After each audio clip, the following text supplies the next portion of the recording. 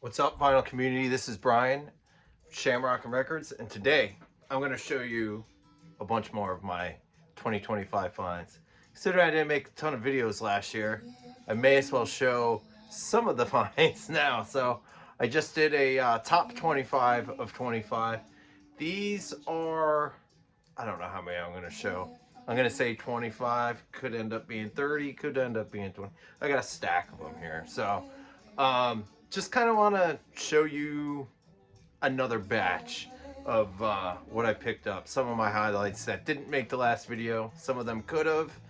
Maybe some of them should have. But we'll see how you like these. So first thing I'm going to show. First thing I'm going to show is this Black Sabbath. I actually have already had this record. It's a German Vertigo Swirl. However, I didn't have the freaking poster. And when I collect things that are supposed to have inserts and posters, I want them. And I finally found a nice poster to go along with my record.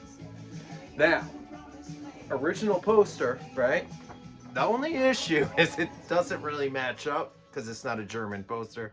It actually says printed in the United States in the corner. So it's an original US poster. But I'm happy with completing this with this poster because these posters are so hard to get. So just kind of wanted to start with that. I got a bunch of records this year that were kind of upgrades. Records I've already had, but I found nicer copies. And one of my favorite records is this record by Link Wray.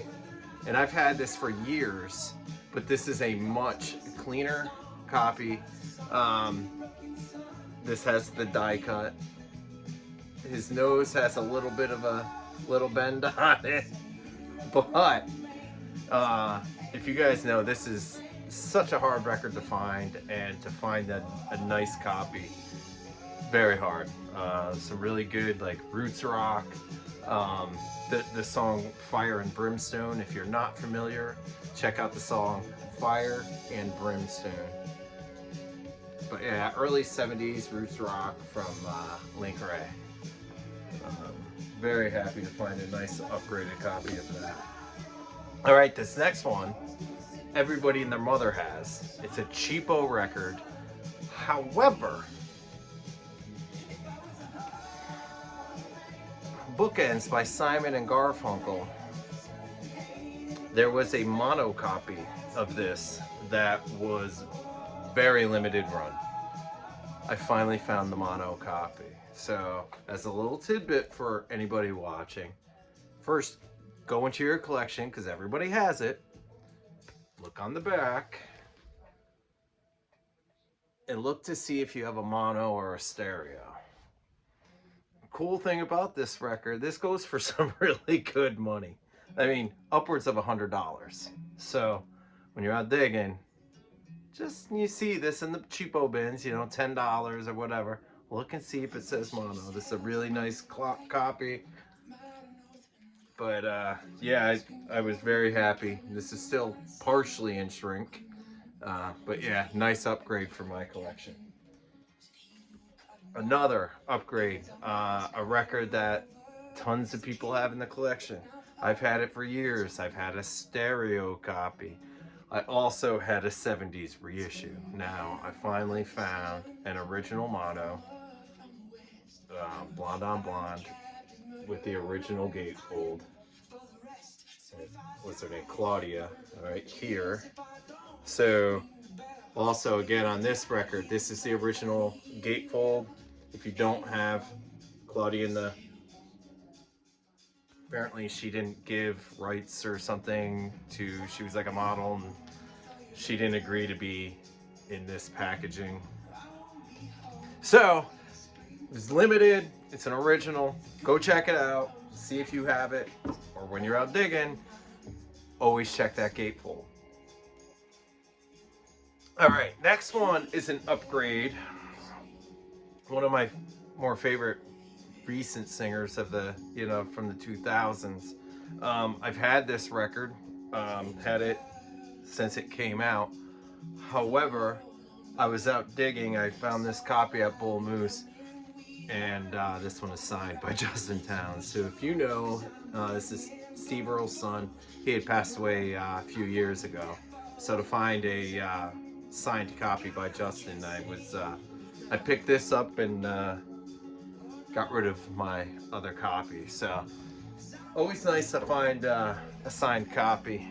With that being said, I was in a $2 bin at an antique shop and I found this signed Joan Baez record. I love Joan. I have not even listened to this yet. I'll be honest, I have so much stuff that I pick up and I pick up, and I have so much stuff I need to spend still. So, but to find a signed Joan record for $2, I thought that was really cool. Let's see, next one. Again, I was at Bull Moose, and I found this actually recently. So I think it was right before Christmas, like a week before Christmas. They got this like really big, um, really big collection in, and I pulled a few things from it, but I was really excited to find this. This came out. This is Green Day, live from Woodstock, 1994. I'm not a huge Green Day fan. I was when this, like when Dookie came out, and I love Kerplunk and those first like 3 records that they put out. But I was very excited to find this because it was a very limited record store day release from several years ago, and I wasn't able to get it on record store day. But I was at the show. I was in the pit. I was in like that mud pit at Woodstock '94. So just to like re-listen to this just kind of brought me back to that show. So very excited to find a copy of that. Let's see, next one. Again, back to like 1994, back to that time period. Um, another band that I saw at Woodstock, actually in '94 and in '99, was the Red Hot Chili Peppers.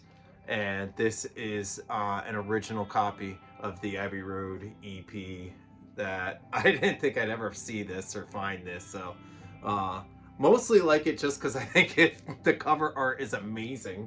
Um, but they do the cover of Jimi Hendrix Fire on here. And, it's only a 5-song EP. From like their early stuff, but I just love that cover art. So I was very excited to find a copy of that. I actually also found an original Mother's Milk from Red Hot. I'm not showing it. It's like in this bin over here, but yeah, I also found that this year. One of my favorite bands is the Waterboys, and I couldn't pass on this. This is the Waterboys' Wonderful Green World. This is a bootleg, bunch of live stuff recorded in the like 86, 87, 89. I just love these guys. I love Mike Scott, one of my favorite songwriters. Fisherman's Blue, like all those early 80s records that they put out, but some of their newer stuff is still even equally as good. But this is great because they do a lot of covers. They do Rainy Day Women by Bob Dylan on here, and then they do a whole medley of Beatles songs, and then they close this out with Wonderful World. So the first time I had ever seen a Waterboys bootleg, so I had to snag that. Then I don't show a ton of punk on my channel because I don't buy a ton, but I love classic punk records. So when I find a good classic kind of punk item, I totally grab them. I just don't have a huge punk collection, but I try to find like the good stuff, you know, the stuff that I enjoy, the classics, you know. And I think this is the only time I've ever seen an original Bad Brains record. I found this at a flea market of all places this summer. You know, it's a little, it's got a little squiggly on here, and it's got some, it's definitely some wear. But to find an original Bad Brains at a flea market, eye against eye, I mean, this is just classic hardcore. It just influenced so many bands.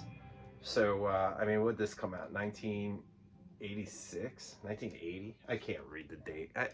I need readers. I'm old. I don't have my readers. Another record that I had never heard before, never seen before, didn't know this existed. Um, Joe Strummer. I was like, what? I didn't even know this. I have some of the stuff with like the Mescalitos.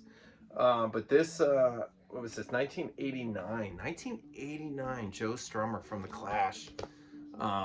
Let's see, what did I pay? It was $28, and then the guy had 20% off. So I paid like 24 bucks or something for this. But I'd never seen this. So there you go for all you Joe Strummer Clash fans. This is a tough one. Let's see, the last punk I'm gonna show. It's not an original, it's an early press, but this is like my only early Black Flag. This is on Roadrunner, it's not on SST, but to find an early pressing, I mean, this record is just a classic punk record. Damn it, what the hell is that one song that I love on here? What is it? What I See? I don't even. It's the one about like all the TV stuff. It's so awesome. Um, all right, let's see. I got a stack here still. So moving from punk, I never ever show jazz. But again, I'm not a big jazz guy. You guys know that. I tell you guys all the time I'm not a big jazz guy.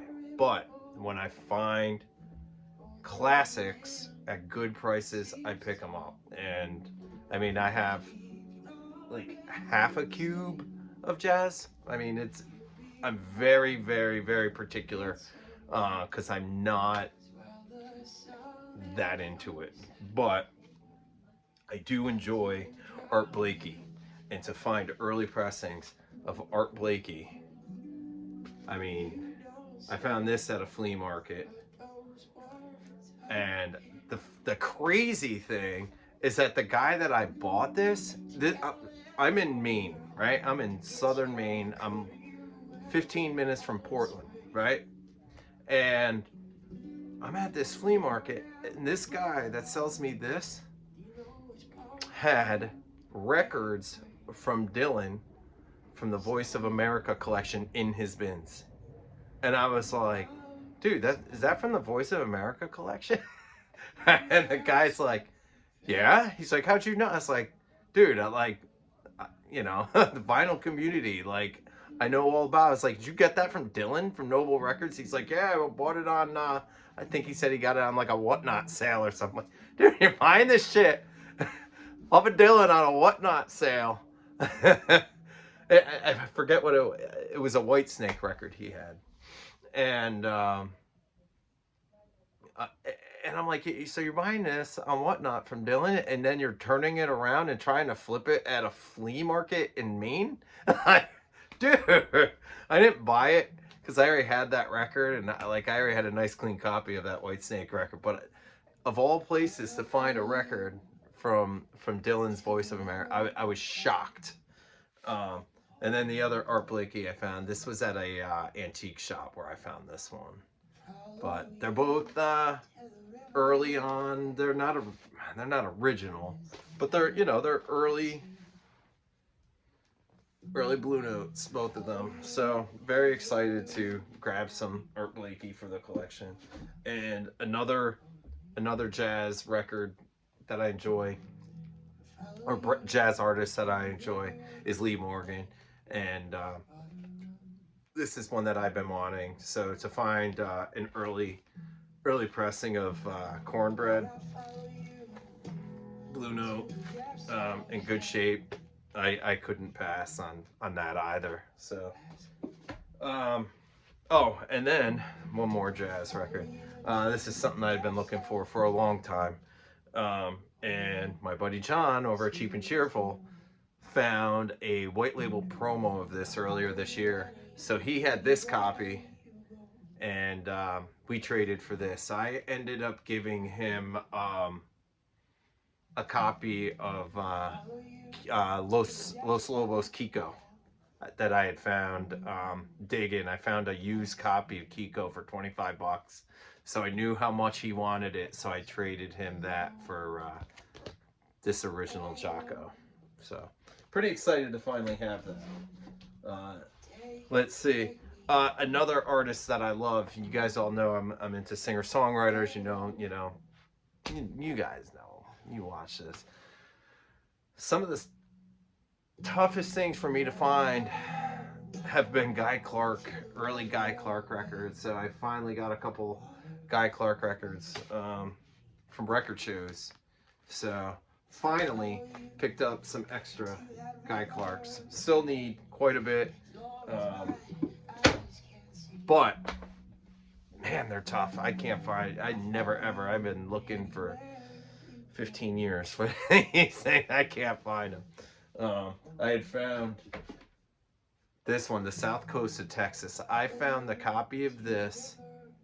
It had to be at least 10 years ago, and they wanted like $25 for it, and I just thought that was ludicrous. I was like, dude, $25? Like, and I didn't buy it. I never ever saw it again until recently. So I was like, well, maybe I should have bought it. I finally got it, and I paid about 25 bucks for it 10 years later. So, oh well. One of the records that I found this year that I spun quite a bit. It's kind of like it was kind of like a dark horse.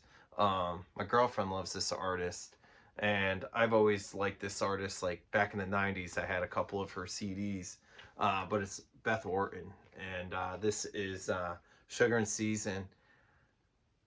This might be my favorite Beth Orton record. I mean, if you remember, she had like that hit. What was it? Trailer Park, back in like the '90s. She had a couple really cool records, CDs in the '90s that she's kind of like folky, but she incorporates electronica in her stuff. This one's a little more folky. It's not as electronic as her other stuff, and so it's gorgeous. Great voice, British British folk artist, but like I said, a lot of her stuff is electronic, but this one is just, man, it's so pretty. So great score on that one. I found that at a record shop. Found that at Moody Lords. And now we're gonna do a little bit of soul. I found this. It's absolutely gorgeous. I found this at a flea market, and this thing is still in the shrink, and it is the original pressing of Sam Cooke live at Harlem Square Club. This is one of the best live records ever. I've had a was it Music on Vinyl reissue of this record, which I'm keeping that one also. I want to have both in my collection. I'm a pretty big Sam Cooke fan, and to have both of these, like the original and that reissue. This was recorded, I think, in like the 60s, 1963, but they never put it on vinyl until like 1985. So this is like a 1985 pressing, but it's mint. So very excited to find one of the best live records ever. This one, still sealed. And I found this at a antique shop. I paid, I didn't pay a ton. I paid like 25 or 30 bucks for it. But I thought to find this sealed, I mean, this record is amazing. It's the only Amp Peoples I have. I do have another copy of this that's kind of beat, that I found for like 3 bucks, because I didn't want, as much as I wanted to hear this, I was like, oh, I don't want to. So I found another copy, so I can spin it. But this is just so perfect. I was like, oh man, it's such a great record. I want to open this, but I don't know. Someday I may end up opening it, but I at least have another copy to spin. So, um, another folk artist, or not folk, another soul artist that I love, that I've been trying to find everything of, is Bill Withers. And for the longest time, I had not been able to find this live record. Um, I actually got this at the flea market also. The guy that had the stuff from Dylan also had this. So I think I only paid like 5 or 10 bucks for this. So I had been looking, double LP live Bill Withers, like very great, like soul folk. You know Bill Withers. I don't have to tell you who he is. And let's see. Another cool find, I found this at an antique shop. You never find Neil Merriweather stuff. Like I had the Kryptonite record. It's like where they're like flying. I've had that. My dad had that in his collection, so I always had that. It's like great, like space rock. I don't know what year this is. Like probably early '70s. But yeah, it's just great guitar, space, like just really cool stuff. Um, but if you see this, and then he's got another one like called like Kryptonite, they're both fantastic. So check those out. Uh, I'll, I kind of want to show, this was one of my favorite things I found this year. I know I'm probably over 25 at this point, but this early pressing of David Bowie and Bing Crosby, Christmas, just when they do Little Drummer Boy together. I found this right before Christmas. I couldn't believe I finally found it. Uh, I found this like 15 years ago for $4 in a bin, and I passed on it, thinking, this was like when I got back into collecting records. I was like, oh, I'll get that like some other day. I'd never seen it again. So finally got that. I found, I don't know, I'm just gonna pop off like 2 or 3 more. I have to show this because I love this record, and I've had other copies of it, but another upgrade for me was this Terry Reid. It's still in the shrink. This is the cleanest copy of this record I've ever found. Every other copy I've ever had has been like, I had like one that had like writing, like somebody drew a flower on it. They're always beat up because it's white, but this thing is gorgeous. And I found that at an antique shop this year for $9. I could not pass on that. I found this Joy Division at a flea market.